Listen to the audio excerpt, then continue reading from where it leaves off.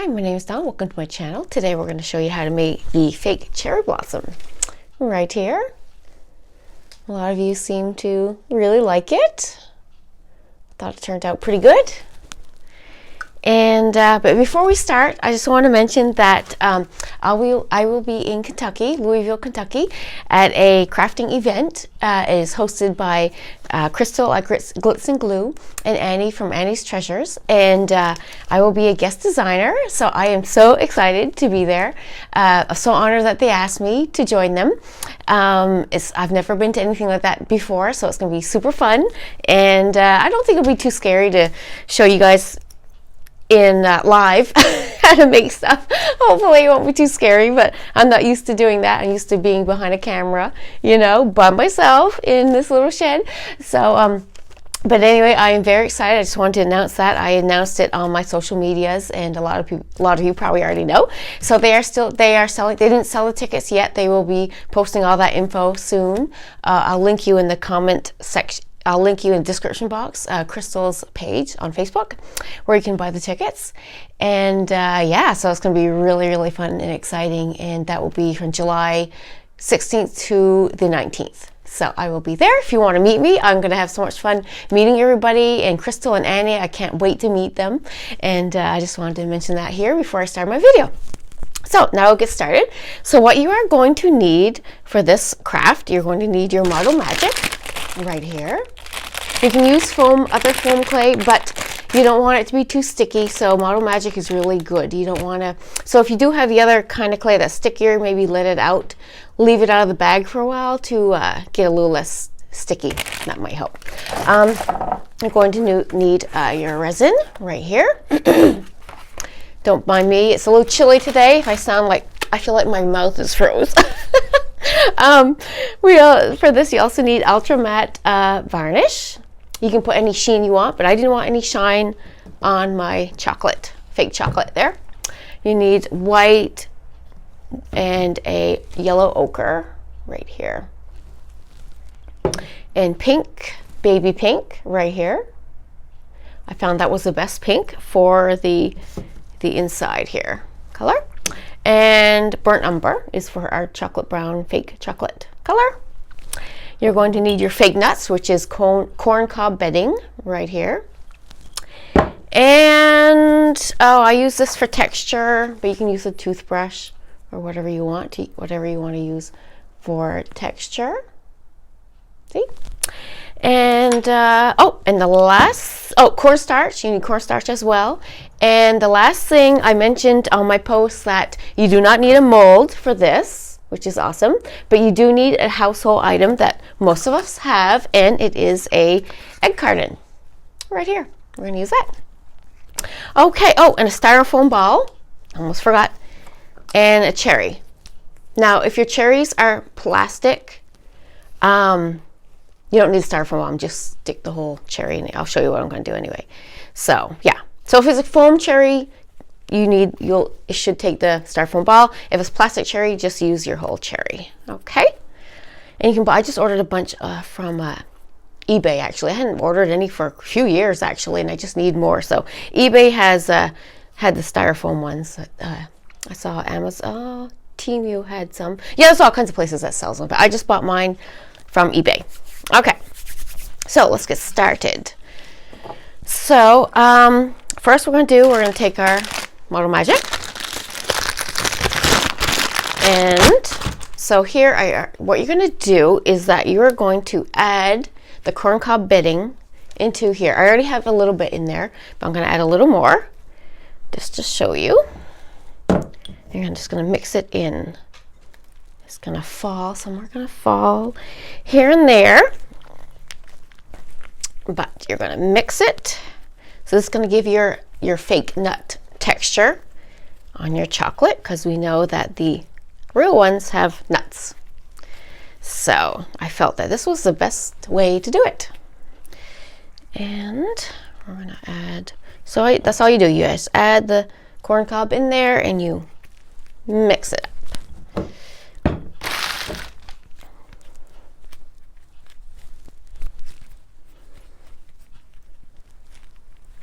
Like I said, it's cold in here, so Everything is cold. The clay is cold. Of course, this clay is firmer, which is great for this project. Okay, so we're gonna flatten it out a little bit, and you want to make sure that it's quite thick, because we don't want to make it too thin. And we're going to flatten it like that, and then we're going to put it in here. Like I said, you don't want your clay too sticky because it's going to stick in there. So we want to be able to take it out. So we're going to take that and to put it in there and push it down. And also have a pair of scissors on hand with you as well when you do this. Okay, so we're going to kind of form it, make a shape. It's not going to, we're going to reshape it so it doesn't have to, be perfect. Okay, there you go. So it comes out like this, okay? And then you can soften the top. You know, there's that indent in there. You can soften that a little bit if you want. And then we're gonna, I feel like I'm making a Halloween mask. Okay, so we're gonna set that there for a second. Then we're gonna take another piece and we're gonna flatten it out. And we're not gonna put any nuts in this one. Just gonna flatten it as much as we can. Ooh.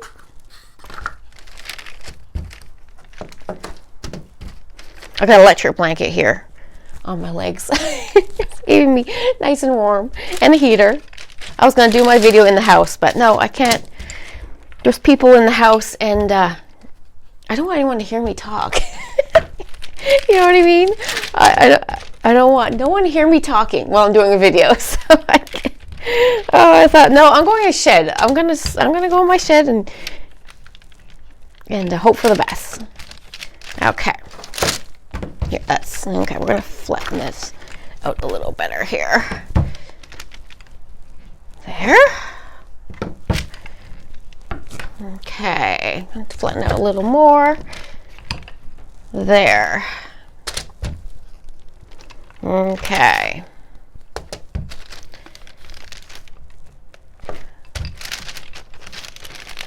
Now, what we're gonna do is we're going to, is that flat enough? Yeah, it's flat enough.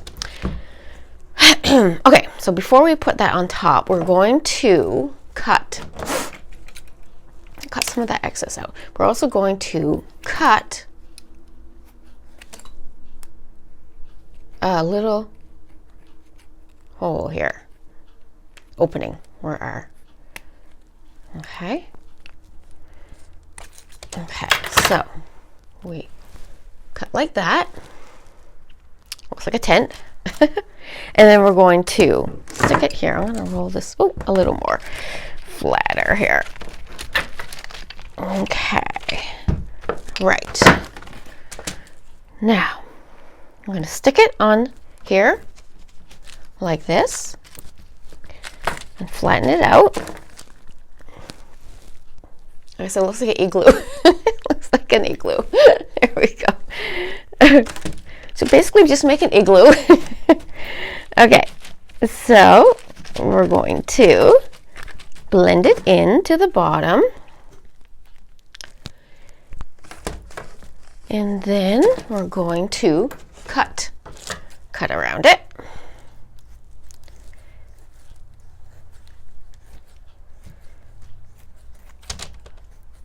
And cut it straight this way. Okay, I'm going to cut some more.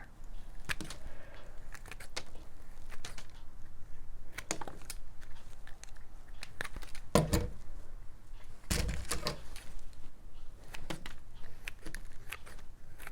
going to cut the bottom a little bit, it's kind of thick. Okay, so I'm going to form it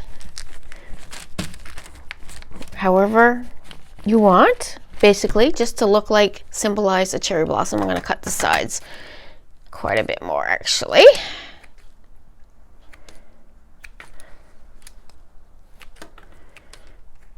Okay, and then we're going to soften it up.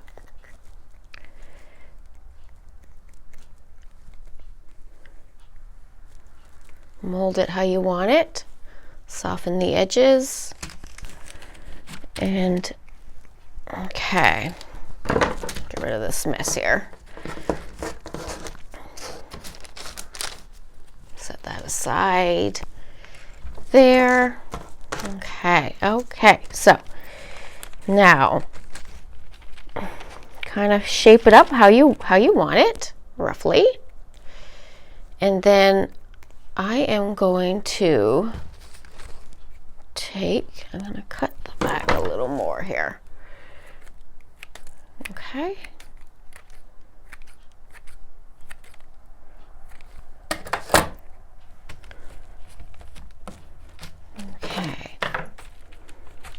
Okay, now, then I take my texture tool and I'm going to texture around the edge here. And if you have a toothbrush, you can do that, like so. Okay, just like that. So then, you're going to put the cherry in now. So, this is about 1 inch wide. And you're going to cut it in half. I got my glue gun here too. Yeah, so you're going to cut it in half, like that. And then you're going to take your cherry, you're going to take that little tip off, and you're going to slice your cherry as well. Just be very careful that you don't cut yourself. The reason why I do this is so that you get 2 out of 1 cherry, because cherries are more, well, they're pretty cheap actually, but they're harder to get. You gotta order them online and whatever, and they are probably still more expensive than the styrofoam balls. So then what I do, I just hot glue them together, the styrofoam ball, the 2 halves, styrofoam ball and the cherry, like that. And like I said, if you have a plastic cherry, you can't cut it in half, so you just use the whole cherry. So then we're gonna hot glue the bottom of this. We're going to hot glue it inside here while this is still not dry, okay? And you're going to put it right in there like that, okay? And then you're going to let this dry. I like to have my foam clay, I like to have it dry before I do the next steps, or mostly dry. So I'm going to let that dry just like that and set it aside. So then we have one here, boop, it is dry. You can see the nuts, fake nuts texture kind of around. So what you're gonna do is that when you paint it, you can see, sometimes it covers where the little corncob bedding is. So I like to also enhance the color of the corncob bedding. So what I do is that I take, I'm just gonna put this back in here so it doesn't dry up anymore. So what I do is I take this color, yellow ochre, mixed with a little bit of white, and so then I just paint it on where the little corncob beddings are, okay? So we know they are. And like I said, it enhances the color of them, okay? So you go around, and you're going to do all that, and you're going to do that a few times. You can see here, there's a little more here. Don't be too fussy, it doesn't, because we're going to go over it with the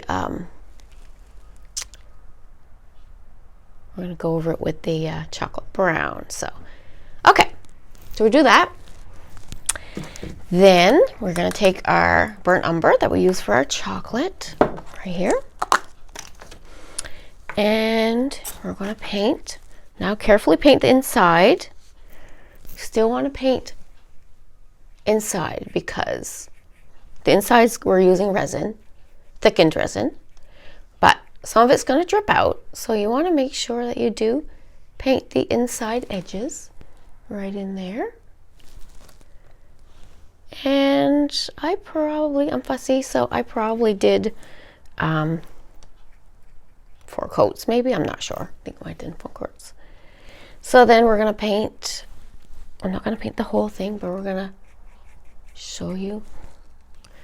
I painted around, and if you get some paint on your cherry, just wipe it off with a dry brush or a Q-tip. So we're gonna go around and keep the fake nuts exposed a little bit, okay?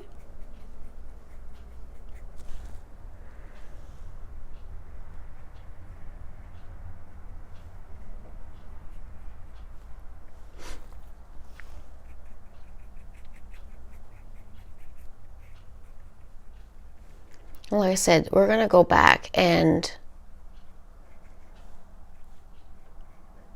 paint on the corncob bedding. You're gonna touch up here and there the creamier color until you get the look, the final look that you desire. That looks good. That looks like it's blended. The nuts are kind of blended in to the chocolate. So you get the idea. So then what I do, I paint all the first half, then I let it dry, and then I go back and do the back and the bottom. So we'll do the first half here, like that.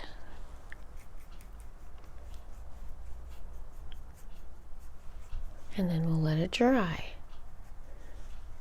So you see them going around the fake nuts. And also, I have also used a little nail file as well.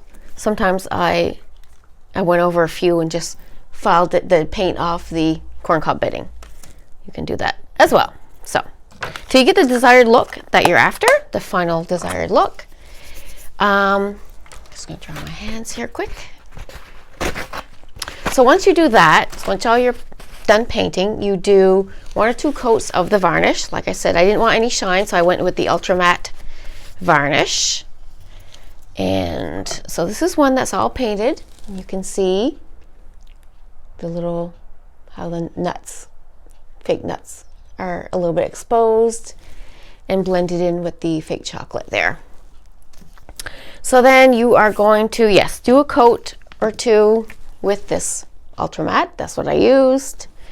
And just do that whole coat everywhere, inside, everywhere. So then we're going to get to the middle part, okay? So here we have this one. This one is all varnished and everything. This one's ready to go. And I have resin here, mixed equally 2 parts. And like I always like to say for the video, I'm not using mask or gloves, but it is highly recommended that you should wear gloves and a mask, or open a window as well, and whatever. So just because I'm doing a video, that's why I not, and I'd like to give that warning, because I'm not doing it in the video, that you should be doing that. This is not very strong. This, I get low odor, and it's not strong at all, so I really like that. So we're going to mix them to 2 parts together. It's a little thicker because it's cooler in here. So you're really going to, actually I probably want to put too much cornstarch because it's quite thick. So you're going to mix it. You should mix it for 3 to 5 minutes probably, depending how much you have. If you have a big cup full, yeah, definitely go to 5 minutes or so. But I'm not going to go that long for this video. I'm going to mix it, and once you mix it, it gets clearer. You can tell that it's mixing together once it gets clear. Like I said, it's cold, so it's a little thicker than usual. So yeah, I'm probably not going to put as much cornstarch in it as I usually would. If I was in the house and it's warmer at room temperature, I put quite a bit of cornstarch in this, because you want your mixture, you want your resin to be quite thick for this project.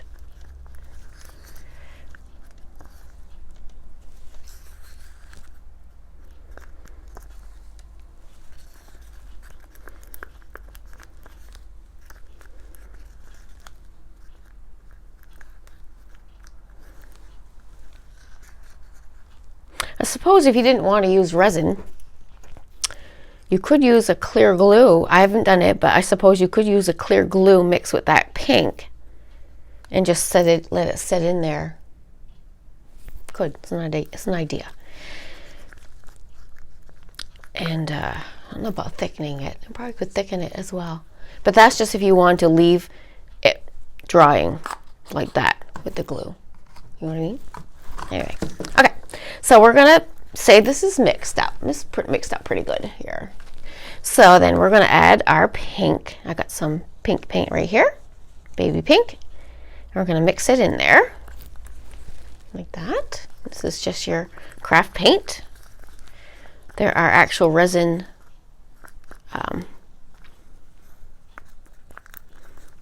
dyes out there, but I always just use craft paint. I have tried the dye. The color didn't really come out the way I wanted it, so I didn't. So I'm actually not going to, it's really thick, so I'm actually not going to add any cornstarch today. But if I was in the house and it's warm, this is room temperature, you're gonna add a lot of cornstarch, okay? Just keep that in mind. Keep that in mind. So then we're gonna sit our cherry blossom like this, okay? You're gonna take your mixture here of resin and you're just gonna pour it with your, like I said, it is really thick. So we're gonna pour it in, okay? Just like that. Carefully. And if I had cornstarch, I wouldn't make it this thick at the beginning. But, okay. It's gonna be fine. You're gonna put it. But you do want it quite thick. Yeah, no need for the cornstarch today. That I can tell you. There. Okay, so then, so we've got that all, poured in there. And we're going to tap it down. I might have put a little bit of, I put quite a bit of pink. But it's okay, it's going to. And then I had my heat gun. I don't have my heat gun in here, but I used the heat gun because you want it, you just want to quicken up the thickening and the drying of it because of you want to make that drip. Now, you don't have to make that drip that I made, but I'm going to talk about that. Drip options. Now, if you're new to this craft and you're new to resin, I would just leave it like this and let it dry maybe. Now there's a bubble in there. So you're going to tap that, you're going to tap it down, and the air, when you add the hot air gun, it's going to help the bubbles get out too as well. Okay, put a little more here.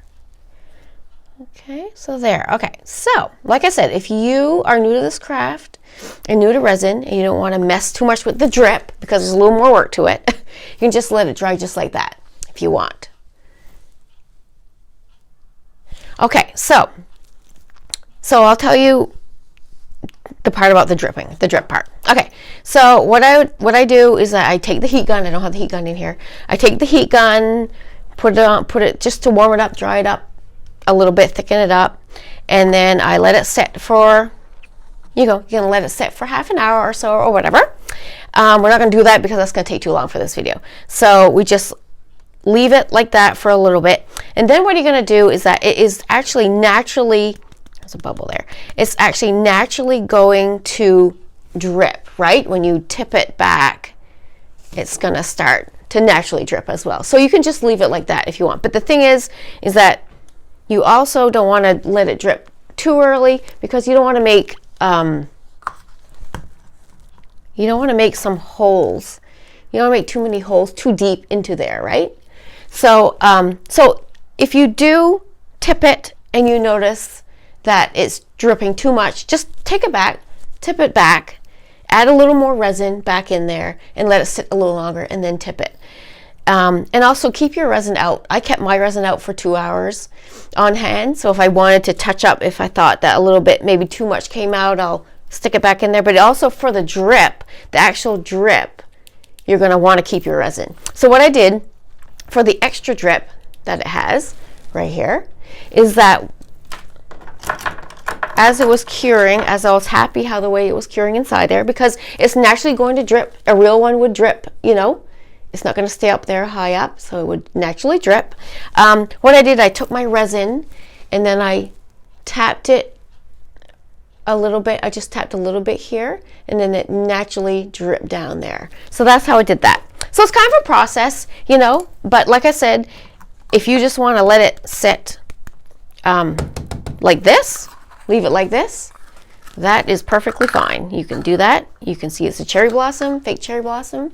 Here, this is so thick that I can actually, but you can see that once you sit it up, it's naturally going to drip a little bit, which is great, right?